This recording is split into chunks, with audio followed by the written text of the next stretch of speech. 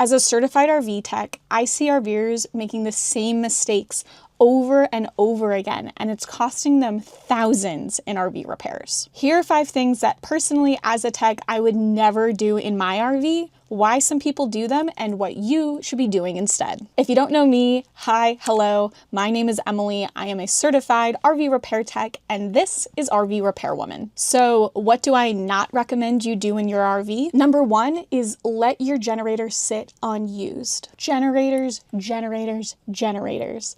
Damn, are these things finicky at times. But hands down, the number 1 reason behind generator problems in RVs is bad gas. You see, gas goes bad in smaller amounts faster than in larger amounts.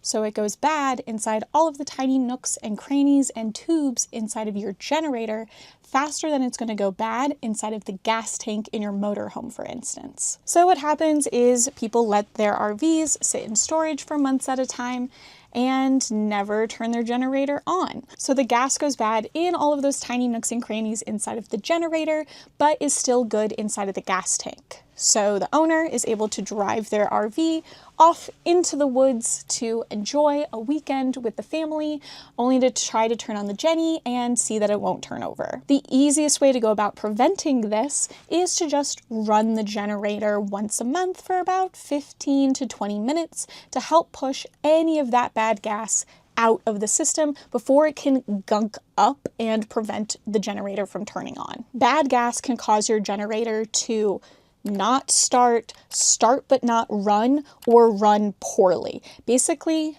any of the reasons that you might call a tech about your generator. And so if you call a tech with generator problems, one of the first questions they're going to ask most of the time is, when is the last time you ran it?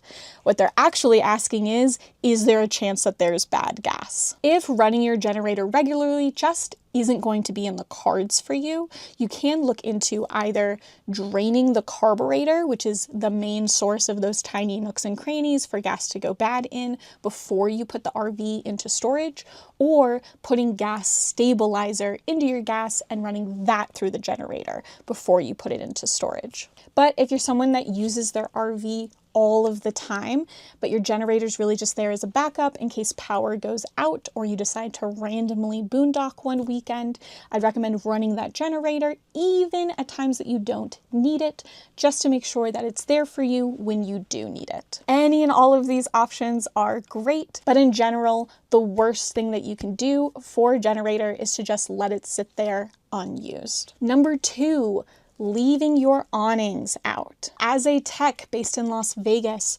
awning repairs and fabric changeouts are one of my biggest money makers. This is because if you are not local to here, you can find the weather at times to be really unpredictable and hard to track. Yes, about 70% of the year we have almost no weather at all and very clear skies, but at the beginning and the end of the summer we have something called monsoon season, where we can get huge torrential downpours and very windy days seemingly out of nowhere. Basically, the morning can be totally beautiful, not a cloud in the sky, and then the afternoon it is pouring so hard that you don't want to drive because you can't see the car in front of you. What does this have to do with awnings?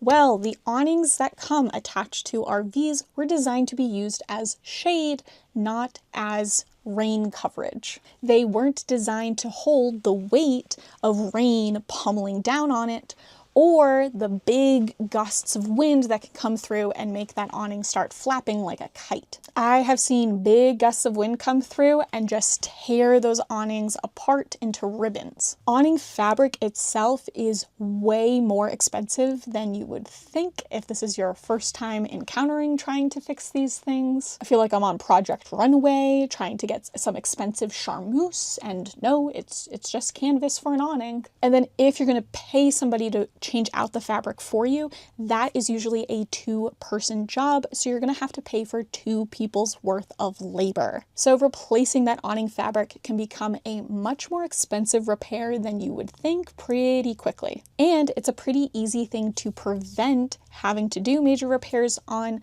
by basically just putting it out when you're sitting underneath it and bringing it back in when you are not. And just be really careful about putting that awning out on any day where there is any type of wind. It really only takes one big good gust to try to rip that awning fabric apart. Bonus tip here, if you are somewhere that is super sunny and has a lot of UV rays coming out, like here in Las Vegas, it can also be worth it to look into putting a cover over your awning even when it's rolled in, just because the UV rays are just so harsh on fabrics. They're harsh on everything out here, but fabrics can really take a beating. The third thing that I would never do in my RV is remove the AC filter. Sitting behind the main intake air for your air conditioner is usually a filter of some sort. Mine is just like this big old piece of foam. Sometimes yours is a piece of foam cut into a shape that's like specially designed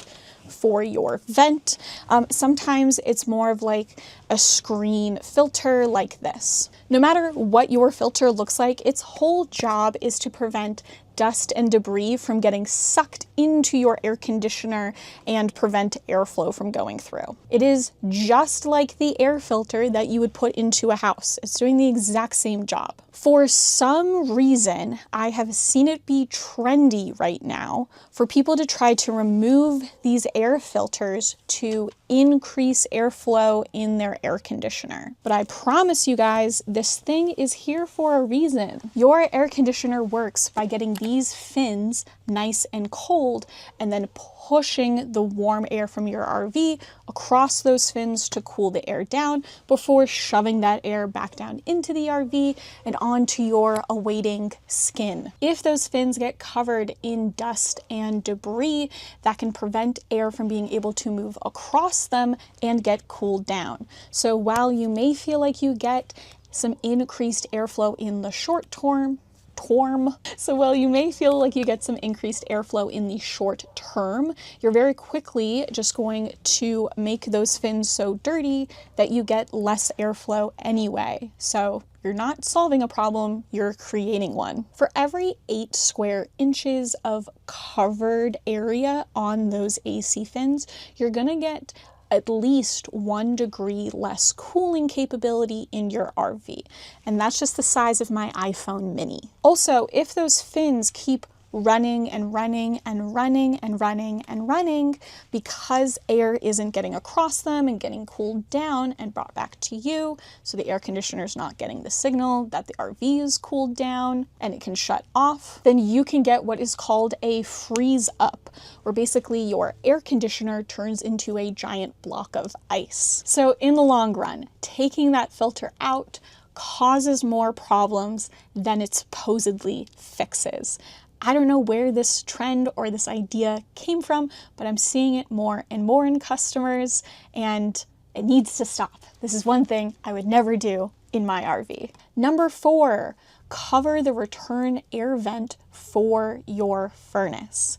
Unlike the last one where people are removing their air filter on purpose, hoping to get some sort of benefit, I have seen often that people are accidentally covering the return air vent for their furnace without realizing it. Somewhere in your rig is going to be an air vent that is supposed to get air to the furnace. Sometimes that air vent is made to look inconspicuous and kind of blend into the wall, or they've now sometimes built these air vents into the floor of your RV.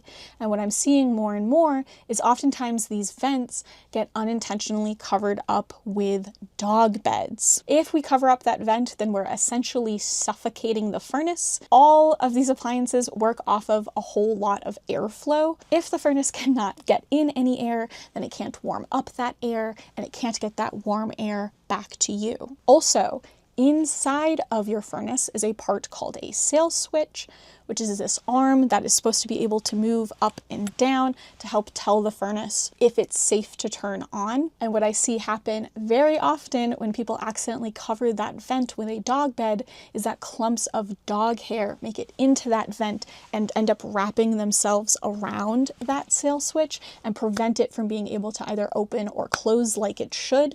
And this will keep your furnace from turning on. So as much as we love Fido and we want him to have a comfortable living space. Maybe that living space doesn't need to be directly on top of the vent for the furnace. And the fifth and final thing that I would never do in my RV is try to recharge my fridge. What do we mean by recharge? When people talk about recharging their fridges, they're talking about trying to pour more refrigerant into the cooling unit. A lot of the times when people's fridges stop cooling as well as they used to, they immediately assume that that means that the fridge is low on refrigerant and that it just needs more refrigerant poured in. I think where a lot of this misconception has come from is actually from the air conditioning in cars. You see, the air conditioning or the cooling unit in your car is made up of several different parts that all get attached together. And so each of those attachment points is a place that could potentially be a leak point and let refrigerant out. So recharging the AC unit on your car is something that techs do. And so people are like, I know that's something we can do for refrigeration. That must be what I need to do on my fridge. Not the case. You see, the cooling unit on your fridge is hermetically sealed, meaning that there aren't all of these connection points in it for refrigerant to get out. When they make it at the manufacturer, they pump the refrigerant in and then they weld it shut. So just the chances of having a refrigerant leak on the cooling unit on your fridge is just much less likely than having one in the cooling unit for the front of your car. Does that make sense? On top of that, the fact that your cooling unit on your fridge is hermetically sealed means that there isn't an easy port made to help pour more refrigerant in. On your car, we have something called a Schrader valve, which is basically a valve made just for pouring more refrigerant into the system. We don't have that on a fridge in an RV. So in order to pour more refrigerant into the system, we would have to drill a hole of some sort. Basically, we would need to make a potential leak point just to try to pour more refrigerant in. The third reason that I wouldn't recommend letting a tech recharge your fridge is that these refrigerant leaks in fridges are relatively uncommon because they are hermetically sealed and because there aren't a ton of places where leaks can occur. Also, it's very easy for you as a layperson to test to see if your fridge does have a refrigerant leak. You can just open up the back panel and perform something called the See, Smell, Hear test. This is the same test that a tech will do if you call them thinking you have a refrigerant leak. Basically, you're going to open up that back panel, you're going to look for a yellow dye, you're going to smell for a strong ammonia smell, and you're going to listen for a gurgling noise. If you get any one of these three things, that means that you have a refrigerant leak. But if you don't see that dye, you don't have a strong ammonia smell, and you don't hear a gurgling noise coming from the back of your fridge, pretty good chance you don't have a refrigerant leak. And then finally, even if you do go back there and you do see that dye, for instance, and you know for a fact that you do have a leak in your cooling unit, I still would not recommend trying to recharge your fridge. This is because just pouring more refrigerant in is like pouring water into a bucket that has a hole in it. If you don't solve whatever hole let the refrigerant out in the first place, then just pouring more refrigerant in is only going to solve the problem long enough for a tech to drive away with your money. That new refrigerant that they poured in is just going to leak out the same hole that the old refrigerant did. And you're going to be back at square one. There are a very, very small handful of techs in the country that do repairs on these cooling units properly. They're very few and far between and pretty hard to find. Most techs out there that are saying that they are going to recharge your unit are just basically drilling a small hole, pouring more refrigerant in, and driving away. They are not solving the underlying problem that let the refrigerant out in the first place. If a tech says they are going to quickly recharge your system, that is not something that I would let that tech do to my RV, and is not something that I would ever do in my RV. But that's just my 2 cents on the matter. If you disagree with me, let me know in the comments. I would love to hear about it. Ding. If you'd like to hear about 5 other things that I would never do in my RV, check out this video here. And in the meantime, this has been RV Repair Woman. You got this.